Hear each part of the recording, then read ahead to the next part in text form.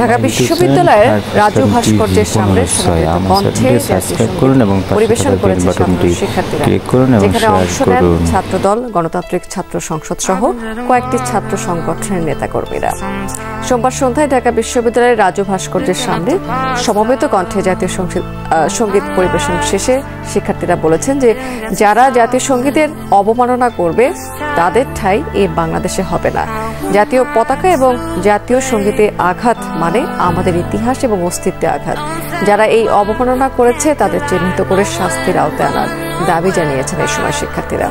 যেই ঐক্যের জন্য জুলাই সংগ্রাম, সেই ঐক্য ফাটল ধরাতে একটি গোষ্ঠী নানাভাবে পায়তারা করছে বলে অভিযোগ করা হয়েছে এই সময়।